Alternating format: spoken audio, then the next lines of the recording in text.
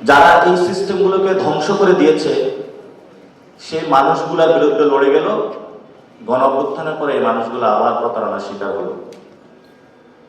তারা যে আবেগ, অনুভূতি, ইচ্ছার জন্য জীবন দিল,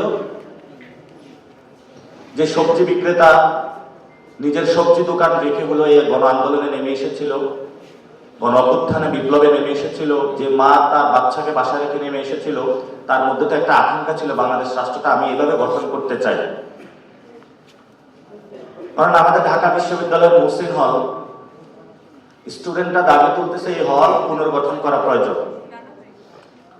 যখন এই হলটা এমন একটা অবস্থায় পড়ে যাবে, হয়তো তার গঠন করা প্রয়োজন অথবা পুনর্গঠন করা প্রয়োজন। তো ধরেন আমাদের এই টিএসসি অডিটোরিয়াম এমন একটা অবস্থায় গিয়েছে যে এখান থেকে উপর থেকে আস্তরগুলো খসে পড়তেছে, তখন তো স্টুডেন্টরা জানাবে অথরিটির কাছে যে এটা পুনর্গঠন করা প্রয়োজন, যাতে হলো বাংলাদেশে আমি নিরাপদ থাকি, টিএসসি অডিটোরিয়াম নিরাপদ থাকি, একটা পাথর বা ইট পড়ে আমি না মারা যাই। তো গণ অভ্যুত্থানে যে মানুষগুলো স্বপ্ন নিয়ে আসলো, সেই স্বপ্নের আমরা কোনো বাস্তবায়ন দেখতে পারলাম না।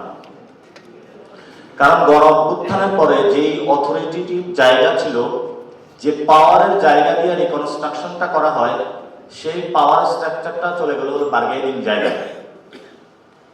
সেই বার্গেনিং জায়গায় যাওয়ার পরে এমন একটা অবস্থায় আমরা পৌঁছলাম যে আমাদের দিন শেষে একটু খাবার দেওয়ার জন্য সংস্কার একটা প্রক্রিয়া আসলো।